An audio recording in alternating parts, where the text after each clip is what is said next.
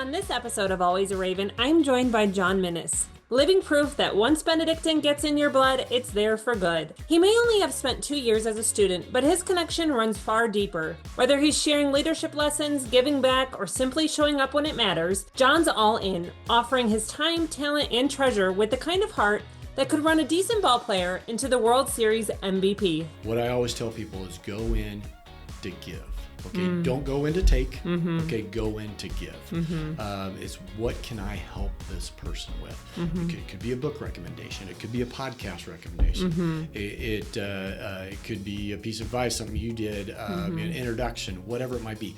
What are you going to be able to give to this person? Yeah. And if you go in with a giving mindset, usually you receive on the so back much end, more. and even if it's not intentional.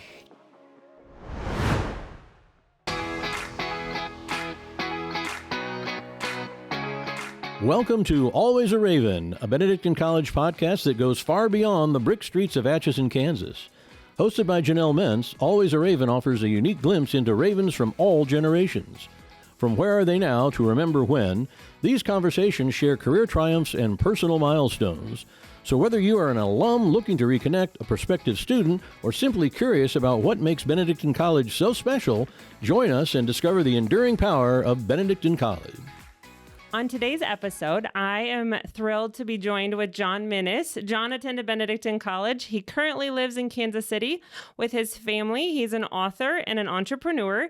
John wrote the book, Timeless Lessons for Today's Leaders. Thank you so much for being here today, John. Yep, excited to be here. Well, I'm excited to talk about what brought you to Benedictine really not that long ago. Yeah.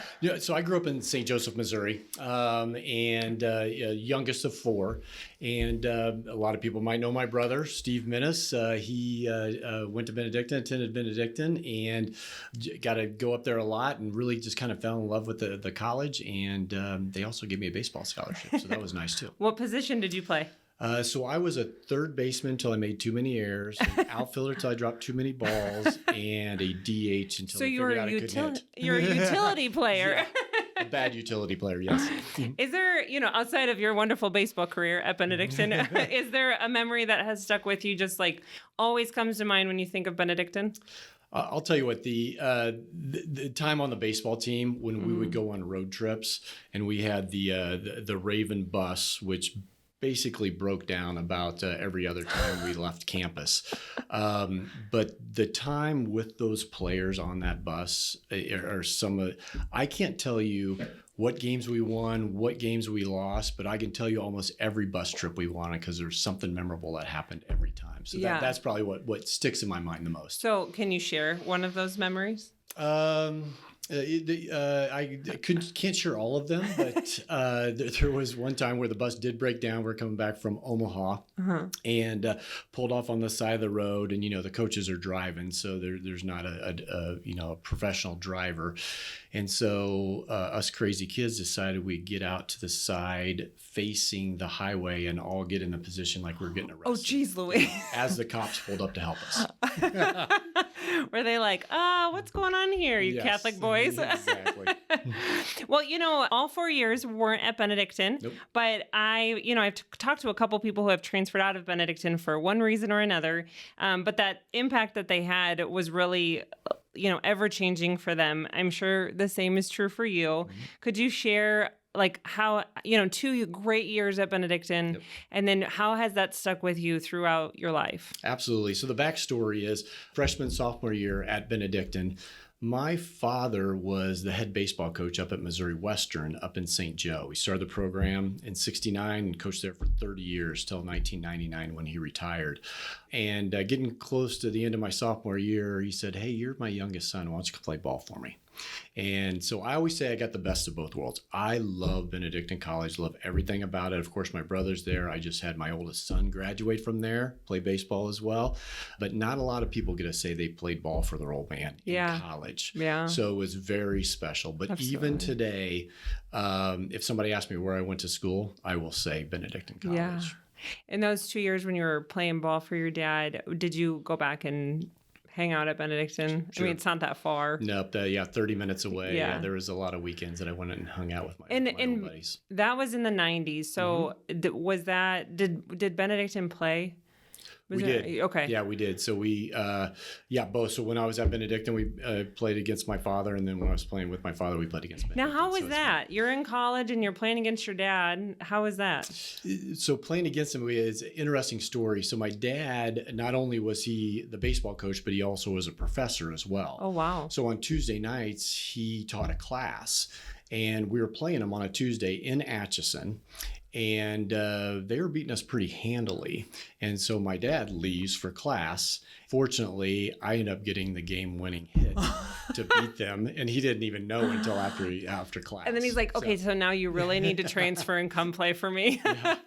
Did you play for him growing up? No. Okay. He was always, he's either teaching, he was coaching, or he was out recruiting. Oh, wow. Wow. He come to our games and stuff like that. But never played for him until college. So really it was kind of like, now's my time.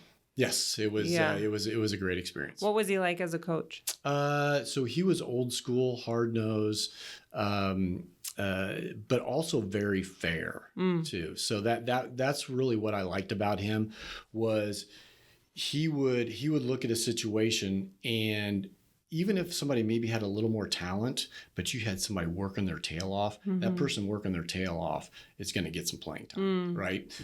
Because he put hard work at a top level in his mind. Wow. Do you think that's in some respects similar to Benedictine? Yes. Yeah.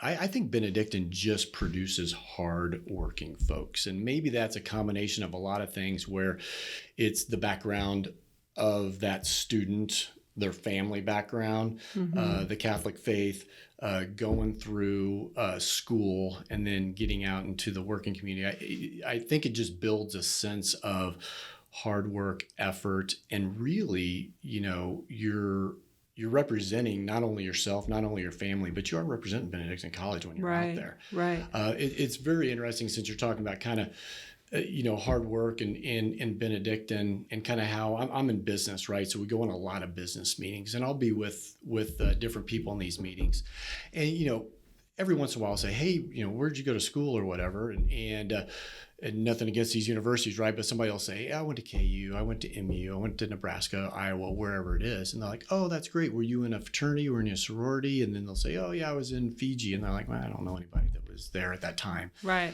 And then I'll say, I went to Benedictine College. And they're like, oh, do you know this person, this person, this person? So the Benedictine calling card, at least in the business world, I think is very powerful in the Kansas City market for sure, and other markets, but I know Kansas City well. Yeah, absolutely. I think there is such truth to that because I'm from Iowa originally, worked in the event industry for a very long time, did a lot of national events. And so I would meet people from all over the country. And when I would say that's where I went to school and such, it was amazing to me. Like people from the East Coast, West Coast, et cetera, they'd be like, oh, my cousin went there or what have you. And it was just like, wait, what? We might just be in the middle of the country, but our tentacles just seem ever reaching, which is pretty amazing. So I got a great story for you. So a good friend of mine, we have kids the same age, so we've coached together. We live in the same neighborhood. Our kids went to the same school. He played in the Benedictine charity golf outing with us one year, and they gave us these nice polos, so the black polo with Rocky the Raven on it, and he just loves that polo for some reason, and he wears it all the time. Yeah, and he calls it his travel polo, and he's an executive for a Fortune 5 company. Oh, wow. Right? So he's got a pretty big job, so he's traveling all the time. So he calls it his travel polo. So he's wearing it all the time. So he will text me and say, hey, I met another cult member from Benedictine, he's joking around, right? Yeah. But another cult member at LaGuardia, or I'm down in Atlanta and somebody, saw me on the plane and asked me if I went to Benedictine. Oh my so God. The reach is, especially over the last, decade and a half, right? Yeah. I think it's really reached out. I think a lot, it used to be Missouri, Kansas, Iowa, Nebraska, right? Denver area to Colorado too.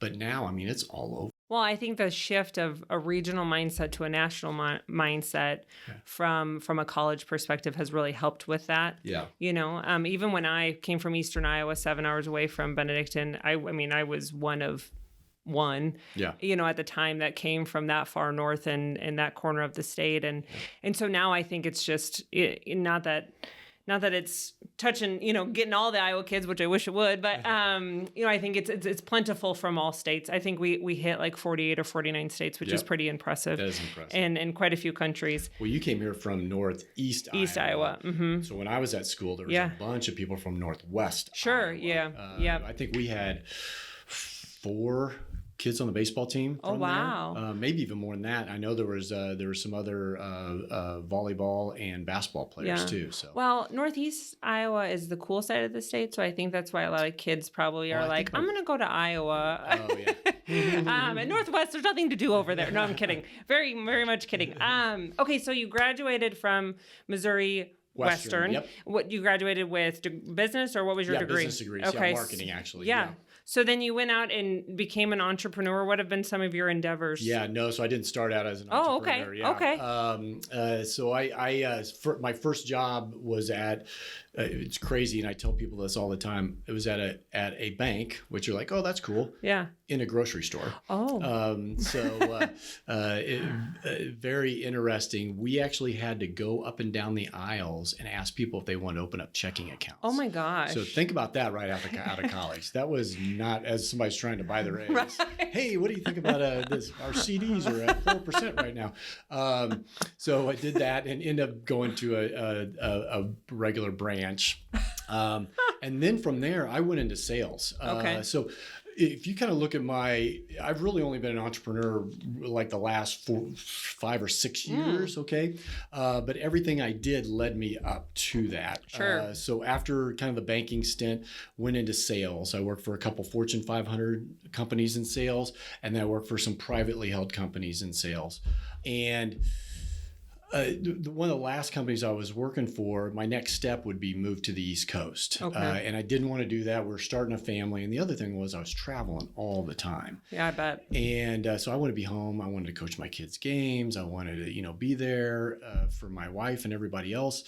And so I actually went and talked to a Benedictine guy that worked at a bank, and he found a job here in town, and that was great, and also led me back into the kind of that banking world. Yeah. Then from there, then I started a funding company with some business partners, and that's really the entrepreneurial journey, and that started about 6 years ago. Did you always have that bug in you? It was always my dream, okay. Right? It was always, this is what I want to do. Yeah. And at some point, you get those doubts, right? Is this ever going to happen? The right moment? And it happened. I met the right person to be a business partner with. We had the funding that we needed, and it was the perfect timing. And how have your values, you kind of talked about that, hardcore, tough love value that your dad instilled in you, and then mm-hmm. Benedictine, how has that stayed with you through, especially sales? I mean, let's be honest, that can be a kind of a slimy world. So how, respectfully, how did you kind of navigate that while still being true to yourself? Yeah, I think the qualities that my parents instilled in me and then Benedictine kind of solidified, right, is just, it's that hard work, but honest work, mm-hmm. right? And that's the thing. There's a lot of times where you come to this path and you can go one way or the other. And really, if you go one way, all right, it's maybe a little shady, but it's still fine. It's legal. Right. It's all that other stuff, right? I think whenever I get to that path, I really think about like, okay, yeah, we could do that, and maybe be a little more lucrative. It could be a little more successful, whatever. But I always seem to take the other path and make it better than this path. Yeah. Right. And so, and I think that's what a lot with my parents and family, and then Benedictine. How is there a point in time within your career, or maybe even in your personal life, and that you were like, I think I'm gonna go that, like the easy road, the easy button, if you will, and then you kind of had to check yourself? Nothing comes to mind. I always like to just do the hard things. Yeah. I'm one of those crazy guys that wakes up in the morning and works out. Mm-hmm. And it's a very disciplined thing for me. And it almost becomes so habitual that it's just a part of you and you don't even consider not. Yeah. I mean, a lot of people are like, oh man, you get up at 5 hours. Like, it's just what I do. Right. And then other people do things that I don't do that I should be doing. Exactly. Right? So it's not that because I do that, I'm better than everybody. That's just something I do. I do. Yeah. It's kind of just a part of who you are. Yep. Part of your rhythm. And you feel off if you don't. Well, yeah, absolutely. Absolutely. Yeah. How have you seen that live out in your kids as they've gotten older? Very interesting. All of them work out. They're and pretty I'm not disciplined. I know we're on a podcast here, so somebody saying I'm not some big like Hulk guy, right? It's just Healthy though. Yeah, Come on now. But yeah, that's what I try to do. It's healthy. Yeah. And I think that my kids have picked that up. From both my wife Angie and I. Yeah. Well, wouldn't you say that this correlates 100% to Benedictine? You're a product of your environment. Mm-hmm. So if you surround yourself with that type of motivation, discipline, etc., you're going to live that out and you're going to see that in others, and it's admirable whether you buy into it or not. And so there's a level of that at Benedictine, which is, you're made for greatness. That used to be one of our mantras. Yeah. And I think that exudes over time because of the roots that it was formed in. And so when you're in that community environment, it becomes a part of you. It might become dormant as you leave and get involved in other things, but it is really ingrained in you.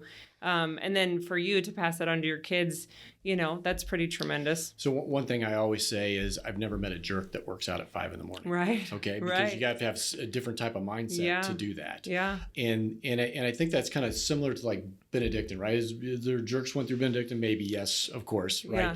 But the overall encompassing of Benedictine is there's a connection between everybody, and it's kind of the same thing. Yeah, that is very true. So your oldest son went to Benedictine. Yep. Did he play baseball? He did. Now what's he doing now? So he is working at Commerce Bank here in Kansas City. Look at you following Dad's footsteps. So he was a finance major, and he's in this great program there. That's wonderful. It's a management trainee program called the Ascend program. They teach them how to underwrite, and then you get to spend time in each division of the bank for a year, and then really decide what's the best fit for you. Oh, that's great. And I was really happy for him, and actually a Benedictine, not alumni, but all 3 of his kids went there, kind of, helped him a little bit. And all that. When you get out of college, and I talked to a lot of classes at Benedictine and some at K-State as well, you're just excited to get a job, right? And you'd be like, oh, yeah, I got this job, treasury management job at whatever bank. And then you get there and you're like, I hate treasury management, right? Well, so this allows him to see all aspects of the bank and see where he fits in the best. That's awesome. Yeah, so it's like real life training. Yes, and he's learning to underwrite that year as well. Where you're in finance, that's a skill you have to have. How was do you guys ever talk about like your times at Benedictine, his time versus your time, and maybe the similarities or the differences? Baseball players are a different breed, and so we have a little bond, whether it was him the last 4 years or me, 20, 30 years ago. And so it's funny when I hung out with him and his friends, it's the same conversations that we were having back when we were there. So, we chatted about it a lot. And hey, here's some of the things that we did, and he's like, oh, here's what we're doing now. So it was that's fun. Tremendous. Tell me again. I'm sorry. When did he graduate? Last May. May. So, okay. 24. Okay, so he had Coach Peterson. Yes. Yeah, and then who was your coach when you were there? Matt Anderson was his name. Okay. So Matt is a Major League Baseball scout now. Is he really? Yeah, wow, that's tremendous. Yeah. And then actually, so my freshman year was Sycophus. He's also a Major League scout. And then Matt Anderson took over my sophomore. Have you stayed in touch with them over the years? No. It's hard. But some of my buddies have. Yeah, that's great. It's funny. No matter how far you go, there is still that connection to Benedictine, no matter what you're doing, whether you're, gallivanting around the world or you're right here locally. So it's pretty cool. Hey, taking a quick break from the conversation because I need you to get ready for the loudest, the proudest weekend of the year. It's coming up fast. Homecoming 2025, October 24th and 25th. We've got bed races that are defying gravity. We've got tailgates packed with food, music, and school spirit.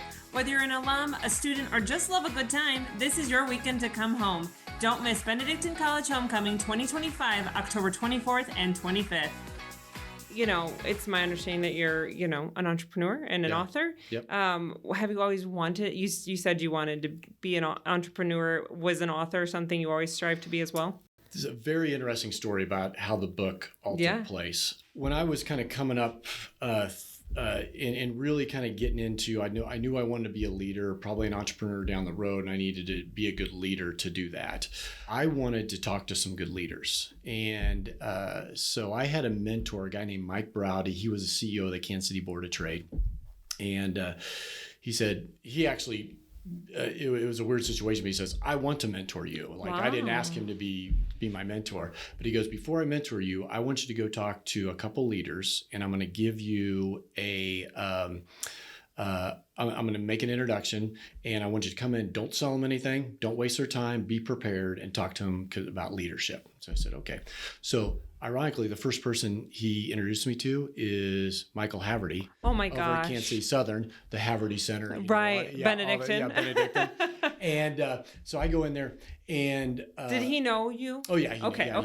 And I'd met him before, but we never sat down and chatted specifically on leadership. So I come in, and I had prepared 12 questions, that's about culture and what's your leadership style and all that stuff. And as I'm sitting in the lobby waiting to go into his office, I'm like, this is a pretty unique opportunity. I'm going to add a 13th question of who else should I meet? And can you introduce me? Yeah. Okay. So we had a great meeting. He had some great insights. And then I asked that 13th question. He introduced me to somebody else. I asked the 13th question, introduced me to somebody else. So I ended up interviewing 26 leaders in the Kansas City area. A lot of great people. Father Curran over Rockhurst University, interviewed my brother, and Haverty and a lot of others. So I literally had a stack probably 6-7 inches of notes that I took. I'm a note taker. I'm sitting there going, okay, I've kind of felt selfish having all this information to myself, and I wanted to share it. And what was I going to do? So this was, kind of early on in social media. I was like, do I tweet this out? It's not really me, not really want to do. So I called a good friend of mine. We're actually sitting in his office right now, a guy named Patrick Carr. We went to Benedictine together. At the time, he's living in Canada, running Hallmark Canada. Mm-hmm. And he had written a book. And I called him up and I said, hey, Patrick, this is my idea. I never even thought I would ever in a million years, not even on a bucket list of being an author, but how hard is it to write a book? And there's a long pause on the phone. And he goes, he called me JP. JP, it's really hard. I know it's going to take a long time. And he goes, but I'm going to walk you through the whole thing. You're going to be an author. So if it wasn't for Patrick Carr, a good friend of mine from Benedictine, giving back like ravens do, right? I would never been an author. And so anyway, I have this book, and if you ask my siblings, they're like, of the four of us, you're the one who wrote a book? You're like, yes, and it's all about you. Just kidding. Okay, so for folks that are like, I desperately want a mentor, and they don't have the luxury of someone coming to them and saying, I want to mentor you, how would somebody go about asking someone to be a mentor to them? Yeah, that's a tough question because I was very lucky in how it worked out. Here's what I always say is networking is king. There's a book that I tell every college kid to read. It's called Never Eat Alone. Don't go out and buy the book because I'll tell you what it says in 30 seconds. When you're out in business, there is 15 opportunities within a week to break bread with somebody. So coffee, lunch, dinner, coffee, lunch, drinks, whatever. And Monday through Friday, 3 a day, 15 opportunities. Try and fill as many of those opportunities with people you want to meet or want to learn from, and do that as much as possible. If you start doing that, you start building your network, and have the people you meet with introduce you to other people and all that. Somehow things find you. What I always tell people is go in to give. Okay. Don't go in to take. Mm-hmm. Okay. Go in to give. Mm-hmm. It's what can I help this person with? Mm-hmm. It could be a book recommendation. It could be a podcast recommendation. Mm-hmm. It could be a piece of advice, something you did, an introduction, whatever it might be.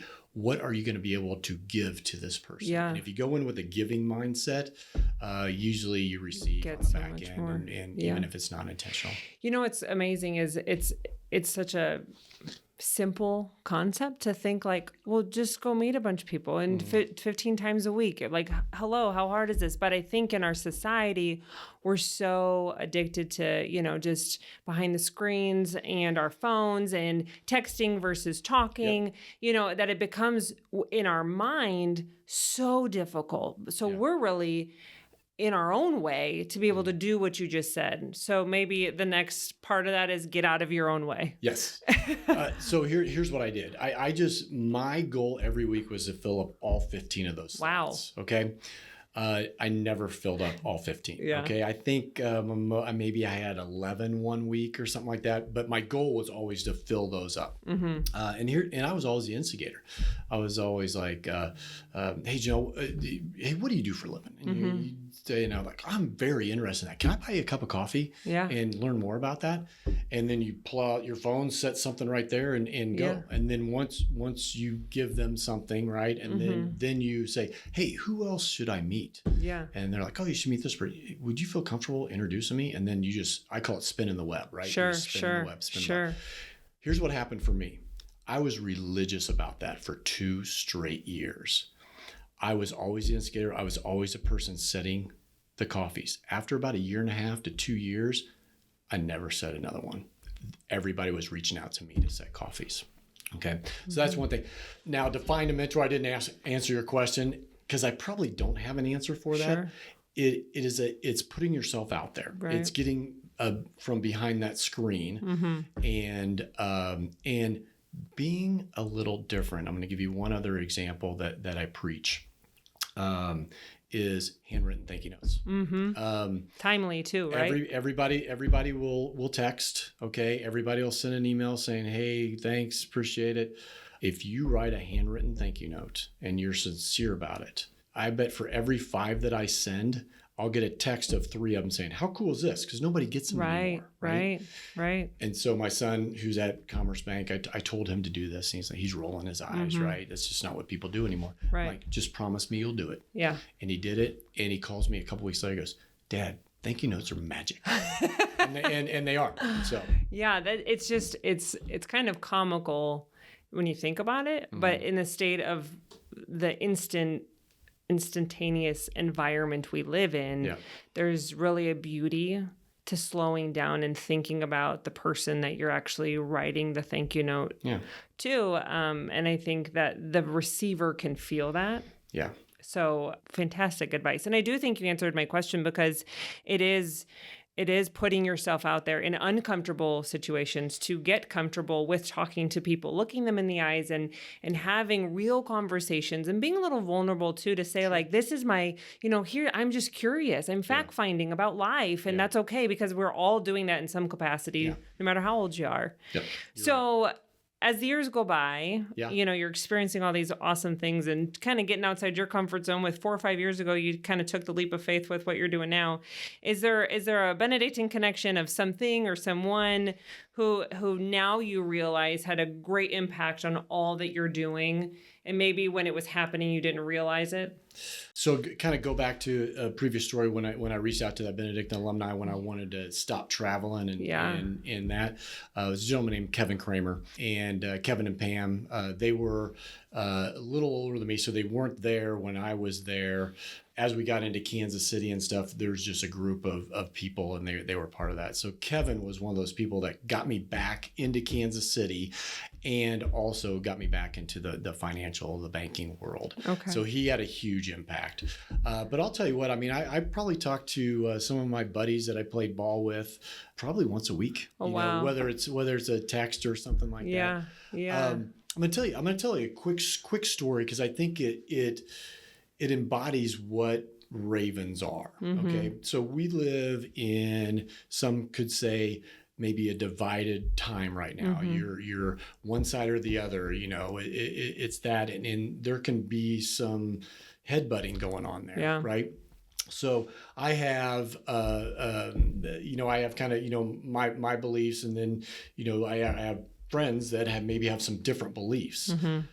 What I will tell you is there's one particular raven that reached out to me when some crazy stuff was going on politically, because he knew I was on different sides than he was. Yeah. And he goes, let's get together because I really want to understand your mindset and I want to share my mindset. So it wasn't going to be a yelling match. It wasn't and we love each other. We respect each other, and so that's, I think, what Ravens are about. We can disagree about things, but we're always going to be respectful and we're always going to hear the other person out. Right. And so that, I think that kind of embodies what Benedictine is as a culture. 100%. And I think that difference of opinion really helps us learn from each other. Might not agree with each other, but we're not all supposed to agree. And it's not supposed to be Pollyanna, else nobody would be learning or doing tremendous things like you're doing. So, John, thank you. This was a wonderful conversation. I'm so thankful that we were able to dive into all this. Again, he is the author of Timeless Lessons for Today's Leaders. You should go and pick it up. I'm excited to read it. Hey, thanks for joining us on Always a Raven. New episodes will drop every Tuesday, and you're not going to want to miss any of them because we've got some pretty amazing guests coming up. They are reigniting the hearts of Ravens throughout all generations across all industries, and they are incredible. Be sure to like and follow us on your favorite podcast platform so you don't miss any episodes. And if you're a new Raven or a potential Raven, be sure to check out our website at benedictine.edu. And remember, once a Raven, always a Raven.